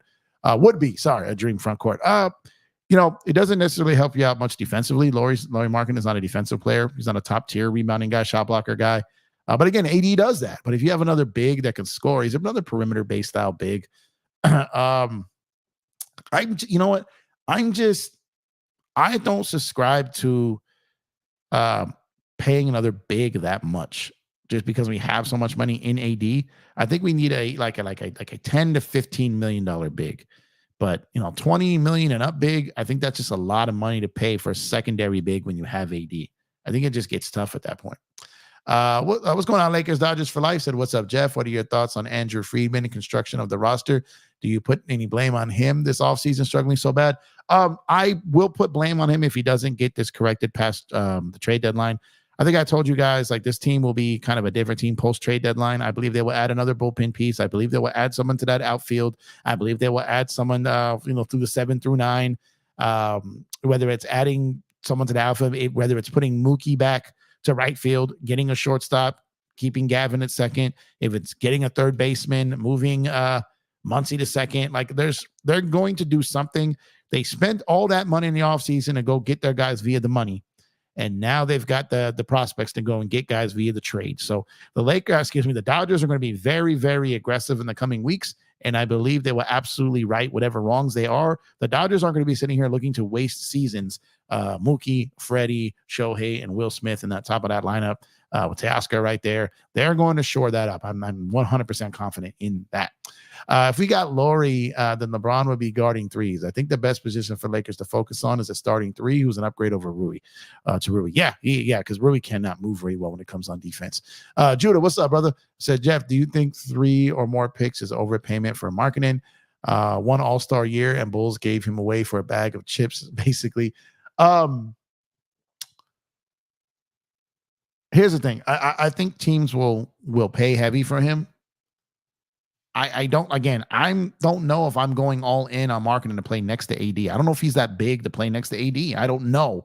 Like I said, he is, I would much rather have a perimeter guy at that money, a guy that can get his own shot, get buckets, play with AD in a 2-man game when Bron, as Bron ages further, or just needs to rest up. So I would probably prefer like a Donovan Mitchell over a Lauri Markkanen. Someone more perimeter based, I feel would be probably more of a need. Lauri plays 3 through 5, can def guard the perimeter. He can't switch as well as AD can. and he plays 3 through 5 in the NBA, but he's not going to be out there guarding Joker. He's not going to be guarding Embiid. AD will. So it doesn't solve that issue of having those guys to help with those type of bigs, because Markkanen's not going to really help with that. He's softer than AD is. At least better than MPJ and Rui. You said MPJ. I think Ice Trey is going to be moved. A sleeper to trade him is to the Wolves, and then moving in cat type of ish. Yeah, I mean, I could see that, something like that. But I don't think that the value for Trey is going to be very high, and I'm not even sure what it is for Cat right now either. So that's definitely interesting. I am not totally sure which way that is going to go with those guys, but they're like I said, I've been telling you guys for months that this summer teams have a chance to get crazy, super crazy. Now we're gonna have to wait and see how crazy and kind of how that works out and how that goes. But teams are going to be looking at this new CBA and looking at that money and figuring out what they got to do. And like I said, some guys are definitely going to get froggy, man. But shout out to everyone over on Twitter right now. We got over 60 people watching live on Twitter. I believe right now on YouTube we have over 40 people in the building. How many likes we got, y'all? How many likes? Let's see. I ain't done the like check yet. 18 likes on the video. Come on, y'all. Drop a like on the video if you have not done so already. Subscribe to the channel if you have not done so already. About 30% of the people that are here on a nightly basis have yet to subscribe to the channel. So please subscribe, drop a like on the video. Also, go ahead and check out the description, all the links that we're affiliated with, including becoming a member for less than the cost of lunch. You could become a member for a month. We got some member-only videos here, some giveaways, some vlogging coming to the channel, all for members only. And I said, share the video as well to all your social platforms to try to help us grow the channel. Would be greatly appreciated. Thank you to everyone who's already dropped a like and who subscribed to the channel already. Do you think Kuminga is wasting his potential in Golden State? Not yet. He's still discovering what his potential is. What do you think about Hayward for the Lakers? Is he done? It wasn't a good fit for him in OKC. Maybe he's not done, but I don't know how much I'd depend on him. Him with a full season, he's not great at staying healthy or dependable. He does have a lot of tools that could probably help the team if he's on the floor. We didn't get a lot to see him a lot in OKC to see how he can still defend or not, but maybe at a minimum, not too bad. But I'm not entirely sure yet from him. Why is there rumors of MPJ getting traded? I don't know. I wouldn't buy too much into those. Jeffrey, are you excited about these finals, and what will you be looking forward to seeing? I'm excited. It's the NBA finals. I always watch the NBA finals. I'm excited to see Boston lose if they lose. I'm excited for that. But no, I'm excited to see Luka on the brightest stage and the biggest stage. I've been wanting this. I said I've been saying this all postseason. I hope Luka, if it's not the Lakers, I hope Luka gets to the brightest stage. I want to see him there. He's there now. Now you got him. You got Kyrie. Hopefully they can get the job done. It's not going to be easy. Boston is a very good team. Some things have to fall and bounce their way, and we'll see how that goes. Absolutely there. Hey Jeff, do you think that Ja Morant would be available depending on how things go in Memphis? I don't know, but right now I'm gonna say no. He's a box office player. Memphis is not necessarily a free agent destination, so I think they're gonna do all they can to make that work. I think it would take a few more years of him kind of messing up for them to entertain that. So I think for the foreseeable future, I believe he's safe there. Okay. Reggaeton mix. What's going on, man? Ant-Man and Ice, that would be on that type of time. That would be interesting. That'd be interesting. And yeah, you plug Nas Reed in there with Gobert, and then you go get someone like Trae Young. You got Conley there. I think they extended him, slightly, but that's a fit that might not be bad. That might make some sense there. Come playoff time, that defense is going to be atrocious, though. I def take my chances on Laurie, then Kelly Oubre, then sign Kelly Oubre in the offseason. Well, it's not as simple as just signing Kelly Oubre. Like Kelly Oubre had a strong year on a minimum contract. He overplayed his value. Teams are going to be, coming for him. So the Lakers, it's not as easy as saying just get Kelly Oubre. Like it's not that easy. Yeah, I get what you mean. What's going on, Craig? Thank you for tuning in. I appreciate you. Hope you're having a good night. Hope everyone's having a good night. I appreciate you guys kicking it with me tonight over here on Empire Jeff TV, man. I'm excited for the finals to get started tomorrow. I think it would be a big win if the Lakers can get the win. Lakers. I wish they were playing tomorrow. If Dallas can start this series off with their road win in game 1 of the NBA Finals, that would be great. That would kind of teeter this series towards an upset. And I am, as we all are, absolutely here for it. But not going to be easy, y'all. Not going to be easy. Greatest. Man, there's a lot of great ones, man. No Vaseline, hit 'em up, Ether, Takeover.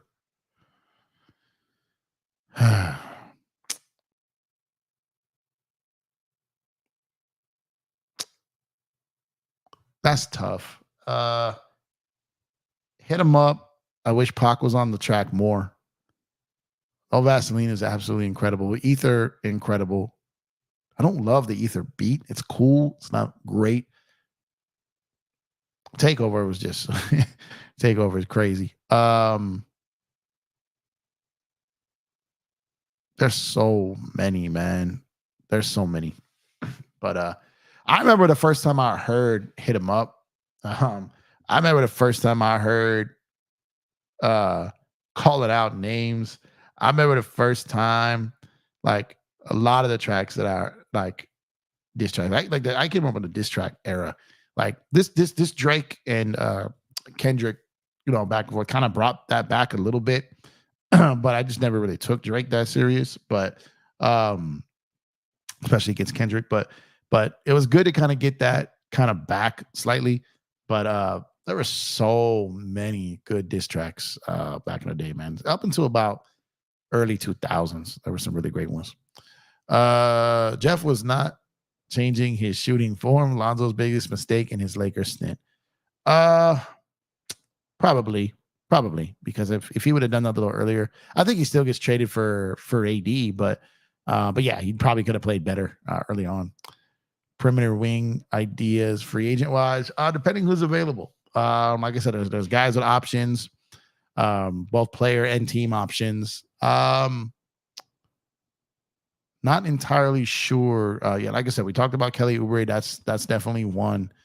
I just wish we can get Vando healthy, man. It would make it so much easier moving forward. But someone like maybe like a Royce O'Neal, guys like this. But until we know for sure exactly who's 100% available, the sauce and nail in the coffin. Yeah. Like that whole M, Ja Rule, M, Benzino, obviously 50, Murder Inc., that whole run. Siegel versus Jada, that run was bananas. Obviously Nas and Jay, one for the ages. Death Row and Easy. Death Row, Bad Boy, Pac, Big. There's so many. There's so many. I listen to diss tracks all the time. Like I still just get that energy back again. The diss track is just, man, especially when they come right. Dallas in 6 with Uncle Drew getting finals MVP, that type of ish. Man. We hope so. Jeff, do you watch FIBA or Olympics basketball? I watched some of the FIBA last summer, but a lot of them in the middle of the night. I didn't watch Olympics when they're in the middle of the night. I'll record it and watch it later. So I watch it. I don't always watch it live though. No Vaseline is still my favorite diss track. Yeah, man. That one. Whoo. Saw it coming. That's why I went so low. Dan Inspiration, what's up, my guy? Jeff, did you watch Clipped? Loving it right now. I didn't watch it yet. I haven't had time. I'm gonna try to catch it up this weekend. What's up, Big Baby? Thank you for tuning in, brother. Appreciate you, man. Make sure to go over and subscribe to Big Baby Sports, man. You got a channel over there. Go check them out. Appreciate you, bro. Dante said the game 15-minute diss track for G Unit was fire. 300 miles of running, right? Yeah, like game. I've talked a lot of trash about Game, but I gotta give him his credit. Yeah, he was going at all, like the whole crew over there. But yeah, he was putting a lot of work over there. He was doing it for sure. Do you think the Lakers go for a third option? Yeah, definitely think they do. Richard says, seeing Orlando fan podcast talking about how they don't like the fit with Wendell. What other teams do you think shopping him other than the Lakers? Other teams shopping for him, maybe someone like OKC. Someone needs a secondary big, but we'll have to wait and see. Like I said, it's gonna be, you got to see how these teams start shaping things out. I mean, like a third star. You mean? I think they need a third option for sure, Big Baby. Can we get Malcolm Brogdon and Lauri Markkanen? It'd be tough because I think, Malcolm's in the 24 something or like in the 20s and Markkanen at 18. You technically probably could, but it's not going to be easy. James says, an underrated diss track that I heard recently was Eazy-E's. It's on. Diss Train Snoop beat was fire. Yeah. There was a lot of diss tracks that went back and forth in that. I know, real MFGs, obviously Dre Day, but there's a lot of stuff firing back and forth on those albums that didn't if you listen to all the stuff, you caught it. But yeah, there was a lot of stuff flying back and forth then. Imagine if AD had Rashid Ben Wallace or the Matrix. Oh man, yeah, that'd be nuts. When Lonzo changed his shooting form with the Bulls, he shot way better. He would have been untradeable if he did that with LA. No, they would have traded him. Bron wasn't waiting for dudes to develop. Like he wasn't waiting for these guys to reach that height. He wanted AD, and they weren't going to get AD without those guys being included. So they got him. They got the chip. Zoe's, it ended up they got rid of Zoe. They got rid of Josh Hart. They're about to get rid of Ingram, and they didn't really come up on anyone with those picks. So without any shadow of the doubt, the Lakers dominated that trade. Knew it when they made the trade. That still holds form now. So it's just crazy because like Josh Hart's been moved, to a couple of teams. They basically let Zoe go for free, and now they're looking to move BI, not extend him on a max, and looking to trade and move him on. So, but all those who are upset about the Lakers moving their young core, look what happened. Those young guys in 2018 haven't done much, to be honest. Yeah, that's what I'm saying. Like they really haven't. We can probably trade Rui's contract plus 2 firsts for Markkanen and re-sign DLo and trade with Malcolm. I don't know if 2 picks are going to be enough for Markkanen, because here's the thing. I don't think that Utah's shopping him. I think they would like to keep him, but if someone comes in and blows them away, like OKC offers 4 picks, Lakers come in and offer 3 picks, I think they'll listen, but I do not believe that they are shopping him. So as a result of that, like I said, I think there's a chance he stays there and give Blazer another first and 3 seconds. I don't think it's going to take a first for Brogdon. Jeff, do you see a scenario when the Lakers make a run at Caruso? Would love to see him back in purple and gold. I think they're going to make a run at him, but again, it's up to Chicago. Do they have interest in that? We're gonna have to wait and see on that. Only guy left, Larry Nance. Yeah, and he didn't even get traded there. He got traded to Cleveland the year before, and then he's been moved around to a couple teams. He got moved to Portland and then to New Orleans in the CJ McCollum trade. But he wasn't part of the deal. He got traded to Cleveland to play with Bron. He got traded there with Clarkson for Isaiah Thomas, Channing Frye, and a first-round pick. So he wasn't part of the AD trade. He got traded before. He was part of the deal that actually technically helped the Lakers get LeBron, because it freed up the cap space that summer, which was crazy. Little tidbit there. Make sure to drop a like on the video, guys, if you have not done so already. Make sure to drop that like, subscribe to the channel if you have not done so already. We got over 50 people on YouTube, a ton of people over on Twitter right now. So shout out to you guys on Twitter. Make sure to like the post, repost it, and subscribe to the channel on YouTube if you have not done so already. Just stay here a little bit longer, guys, before we wrap this up. Which bigs are realistic that we can get that would fit with AD and would be the cost? So someone like Drummond, coming off the bench, playing those center minutes off the bench with AD, to fill in for AD is potentially realistic. They got Christian Wood back right now. He opted in, and there's no guarantee he remains with the team. He could still be traded. Jackson Hayes has a player option. I'm assuming he opts in. I'm assuming Cam Reddish opts in. Those two may be traded if they do opt in. Christian Wood could still be traded. So right now, I would say Drummond. Like I said, Valanciunas would be solid. I just don't know if they have the money for him. So we're gonna have to wait and see on that. Outside of that, it's a very thin, big market. It's gonna be tough. You're right. Nats went to Cleveland. Yeah, Cleveland is the city where we come from. So run. You think the Pels move BI? Yeah, I think there's a strong chance that they move him. Will Bronny be a Laker? Yes, I think there's a strong chance he becomes a Laker. On the funniest diss tracks is the ones with Eminem dissing Benzino. Yeah. Those ones are him dissing Ja. Like, just a lot. There's a lot of funny ones, man. There's a lot of funny ones. Yeah, I got you. Reds Dog, what's up, man? Jeff, I might not comment a lot, but man, I enjoy listening to your takes. Hey, thank you, Reds Dog. I appreciate you, man. I appreciate you being here, man. You've been a day one. You've been a day one stable, man. You've been down and you've been staying around. So I appreciate you, brother. Thank you, thank you, thank you. Make sure to check out Reg Dog TV, man. You got a channel. Go subscribe to that over there. And I appreciate it. You know what's funny, Reg Dog? There's people that I get like random cash apps, right? And it's like I don't know who these people are. I'll get a random email, you know what I mean? And it's just like people who don't.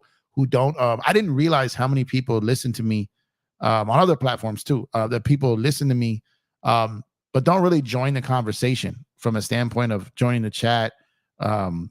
Mentioning anything in comments. They just don't really talk publicly on the channel, right?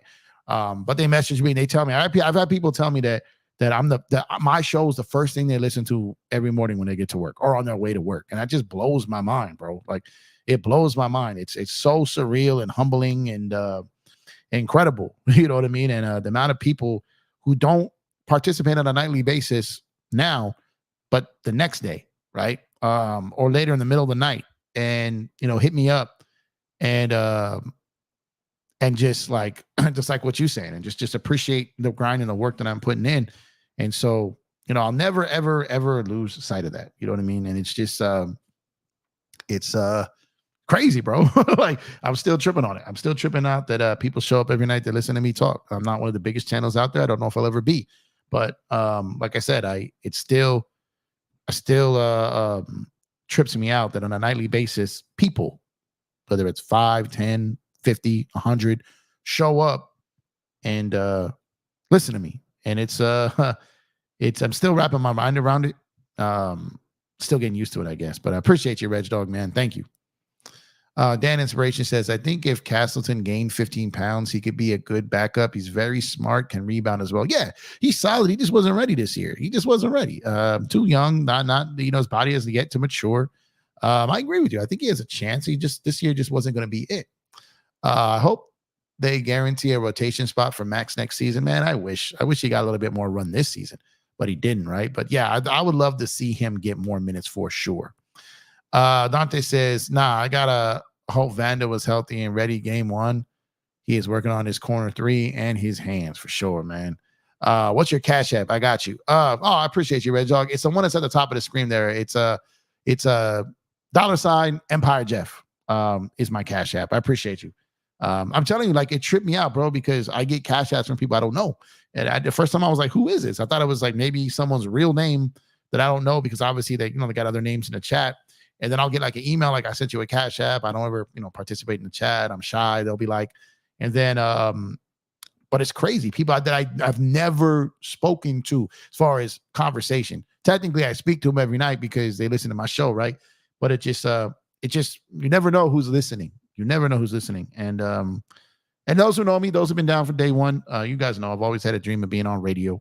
Always had a dream of having my own show. Hopefully this is the beginning to that. That would be incredible. I have no idea. I've always wanted to work on a live call-in show. And speaking of that, speaking of a live call-in show, I'm telling y'all, man, this is right around the corner, y'all. Let me get this up here for you. EPJ Sports Night is coming soon.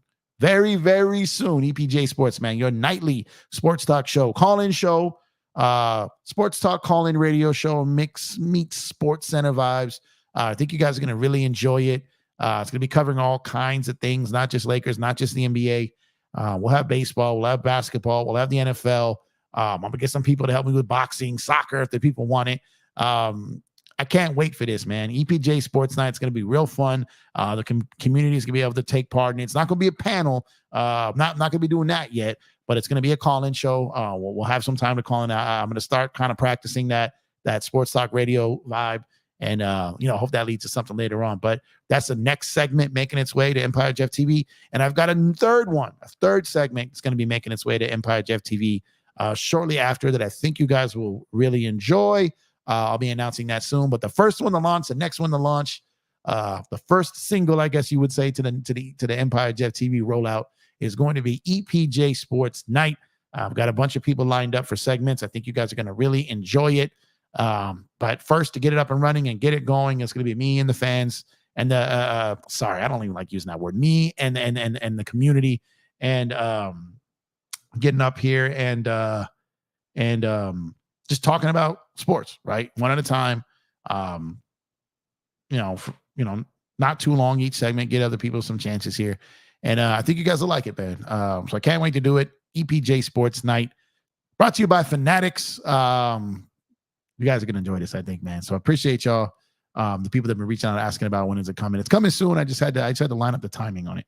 But it's definitely coming soon, man. Let's see where we get back to it here. And appreciate you, Reg, man. I appreciate you. Appreciate everyone who does the cash apps, the super chats, the super thanks. Everyone, y'all don't have to do it. Y'all do it. So I greatly, greatly appreciate it. I don't do this for that. I really don't. I do it because I just like hanging with y'all. But it's definitely an honor and a privilege to be here with y'all. And it does not go unnoticed at all. Hold on 1 second here. Yo, Reg Dog, you tripping, bro.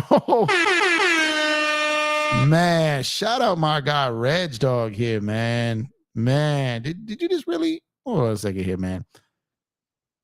Let's see, hit me up. My guy Elder here just came through, man. Actually, let me see. Man, shout out to you, Elder. My man Elder hit it off with $100 cash app, brother. Salute to you, my brother. I appreciate you, man. Thank you so much from the bottom of my heart, man. Elder be dropping cash apps. He does super chats. He's a member on the show, man. Thank you, brother. And like I said, no one has to do this. You know what I mean? And the fact that they still do, it's incredible. Thank you, brother. We love you out here in these streets, Elder. I appreciate you so much. You're a big brother in these YouTube streets. Can't wait to have you on soon when I launch this new segment. Like I said, I'm trying to start this sports talk radio call-in show. So definitely want to have you calling from time to time if your schedule permits. Man, thank you, brother. Thank you so much. And Reg Dog, man. I appreciate you. I saw you pop up. I saw you. My phone went off with Elder. And I saw the super chat pop up at the same time. I said both y'all names and I got confused a little bit. So I appreciate you, brother. Thank you so much. Hitting off with that $19.99 super chat, brother. Thank you guys so much. Elder, Reg Dog. Reg Dog, you've been a day one, stay one. Elder been down and they held me down from the get-go. Always, Elder is a veteran on all these panels. I came in as a rookie, as the new guy, was willing to pay my dues and spend my time over there. And he always, showed mad love to me. Same with Reg Dog when he be over there on Kareem's channel. Always showed mad love, man. And I greatly, greatly appreciate that. I was the new dude. I was the new guy on the scene, the new dude on the panels.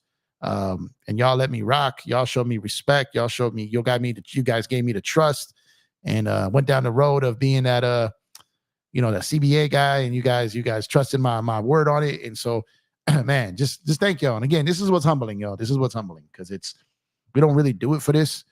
This what makes it more surreal when it happens, that people actually enjoy what you do and support you to that level, man. So thank you, Reg Dog. Thank you, Elder. I appreciate you, man. The love is real, man. Thank y'all so much. Appreciate y'all, man. Still trips me out, man. My opinion, too lazy-eyed and one-dimensional. Yeah, B.I.'s offensively skilled, man, but he struggles playing with other like high-volume scorers, especially if he can't get to his spots. So he struggles. You saw him struggle on the Olympic team. You saw him struggle with Braun. You saw him struggle when CJ, Zion, and him are on the court at the same time. He just doesn't play great when he has to share the rock. Richard says, THC looks like an odd man out. Wouldn't mind him in a deal. Oh, man, that shit might have sailed with THT in the Lakers uniform, man. It's helping right now at work every night, blocks out nonsense of daily life. It's real. Hey, appreciate you, Dante. I know you tap in every single night, brother. I appreciate you. And like I said, the people who hold it down on the regular, y'all incredible, man. Like I said, I get to kick it with you on a nightly basis. And I value you guys tremendously. Like just having a community here to come to and talk sports. My wife don't want to hear me talking sports all night in the living room with my boys. So like I come in my home studio office, here, rock with y'all. She gets to chill, do her thing, and it's incredible. So I appreciate y'all, man. Heard Tayshaun Prince was a very intelligent guy. Wonder where he is now. I don't know what he's doing right now as far as if he's involved in anything or not. I'm not sure. I haven't heard his name for a while. But yeah, he was definitely very good defensively skilled, right? I don't know why people say Pelicans won the trade. They only made the playoffs twice since the trade. Yeah, they never won that trade. Yeah, the hindsight with Kyrie is crazy. I want to do a video on that just to break it all down. Look, you can celebrate Kyrie's current success while still pointing out why he was a liability at the time he became available. Like, both of those things can be true. He made it through it. He's overcome it. He deserves his flowers now. But let's not act like that guy wasn't high risk at the time when Brooklyn has traded him. So, but I want to celebrate what he's doing right now because I feel like he's doing great. But like I said, outside of that, like, let's not act like he wasn't causing problems, man. Let's not act like that wasn't, man. Yeah, appreciate you again, Reg Dog and Elder, man. Thank y'all so much. Everyone acts like Kyrie was this innocent saint this whole time, especially no, I mean, I'm not gonna mention names, but look, it's very easy to have and I'm not talking about who you're talking about. I'm talking about like people in general. People forget the details. People forget the context and they go straight to narratives. And what happens is that you know, the context is the most important part of the story. Cleveland, Boston, Brooklyn. He bailed on all three of those franchises. Cost them all dearly. Not to mention, Brooklyn was never going to send him here. It wasn't going to happen. People just have to understand that it wasn't going to happen. The Lakers made an attempt. They weren't going to bid against themselves. They reached a point where they knew it wasn't going to happen. It wasn't going to happen. And like I said, no team was committing to Kyrie in a 4-year max. The Lakers weren't. He didn't even get that from Dallas when he resigned this past summer. Context is important, everybody. Context is important. It's very, very easy to run with how great Kyrie is playing now. It's very easy, very lazy. But we can't sit here and act like he didn't derail Cleveland's championship run.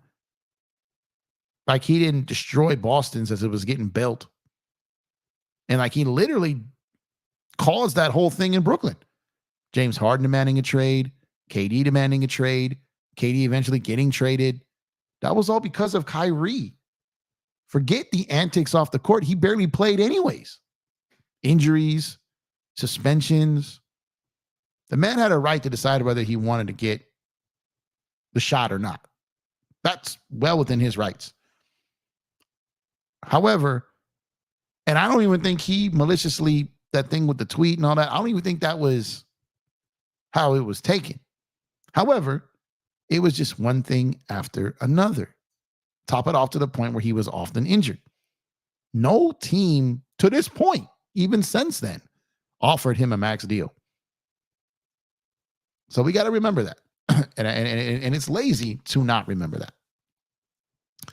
Hit the like button. Facts, man. And subscribe. Facts, man. They called you that in high school. Let's see. Appreciate you, Dante. Appreciate my brother, man. Said play the Clipper soundboard for the Clipped on Hulu. I got you, man. I got you. Here come that Clipper soundboard.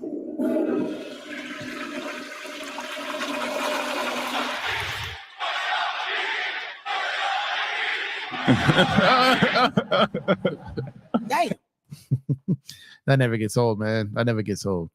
LA Ballin 2408. What's going on, my guy? He says, salute Empire Jeff TB. Much love, brother. Much love to you as well. Thank you for your continued support, man. Soon as Lakers won the chip, they won the trade. Yeah, facts. Absolutely. There was no coming back. There's nothing anyone could say outside of the fact because the Lakers got that chip. I don't want to hear no one say, oh, it's a bubble chip. I don't want to hear none of that. I don't want to hear none of that. Oh man, I can't tell another man how to think, man. like my thing is like, there's a lot of people I've heard like going down that path, and it's like, especially when you get on the internet, man, it's like that's why I be trying to stay off the internet. I try to stay off Twitter. I try to stay off all that stuff. Not look at timeline. There is a lot of very bad basketball takes out there. And I'm not speaking on, an individual. I'm just saying there's just a lot of bad basketball takes out there. If PG signs with the Clippers, Kawhi should request a trade. That's funny. PG, okay, got to request a trade. Hey, we see what we got here. We got Big Baby Sports, man. Appreciate you, brother, dropping a super chat here at $9.99. Hey, thank you guys, man. It's turned into a you know what I'm saying? It's turned into the donation show. So I appreciate y'all, man. Thank you. Like I said, this ain't the reason I don't get on these streams every night for that. You know what I'm saying? Because I enjoy spending the time with you. But I ain't gonna lie, this does make it special, because when people give up their hard-earned money, like, man, that just shows they're not just here. That's not fake love. You know what I mean? Like, they show up, they show love, and they supporting you, really, not just with their time, but they you know, with the money that they work hard to earn. So greatly appreciate you guys, man. Greatly. Thank you guys so much. Thank you, Big Baby. Thank you, Reg Dog. Thank you, Elder. I appreciate y'all, man. Jovan said otherwise. Oh, gotcha. Super chats popping. Yes, sir. Yeah, man. Appreciate y'all. Big time, man. Lakers would have paid him, though. Nets suck. I mean, I think Elder could have got to a point where they would have. Yeah, I think that's fair. But I think what it was is during the point when the trades were being discussed, they weren't committed on it yet. They wanted to see how it worked out, which I think was fair, considering he just basically tore down 3 franchises. And yes, the Nets suck. They were never going to do that deal, man. It was not going to happen. There were multiple reports otherwise. Multiple people who cover the Nets. There were people who covered Dallas who flat out said Mark Cuban knew the Lakers were an option, so he didn't even have to outbid them. Like, there were so many people that came out and said this to be true, that he was not going to trade him to the Lakers. He was not going to. You think about it, like, all that money they spent, all that tax they were paying, all that money that Josiah lost was all because of Kyrie, because he didn't play. KD was out that whole first year because the Achilles. Kyrie didn't play, caused all that stir, gave up all those assets to get Harden because KD wanted him. Then because of Kyrie, Harden wanted out. And then KD. And then there's no way they were going to reward Kyrie for having him blow all that money. Agreed. Lots of bad takes on B-ball these days. Yeah, man, there's so many bad takes, so many pom-poms, so many just unrealistic takes for clicks and likes. You know what I mean? And that ain't never going to be me. But it is I mean, like I said, everyone is free to go about their basketball joy however they feel. I am not the basketball police, but I am in control of what I like and don't like to hear or see, right? So just as them, maybe they don't like my style, which is perfectly fine, right? But at the end of the day, man, some of this stuff is it's just like so short-sighted and lazy. You know what I mean? Be better. You know what I mean? Just be better. Don't let the new guy get up here and kill. Like, come on, be better. Like, too many laughable bad takes these days. Yeah, facts.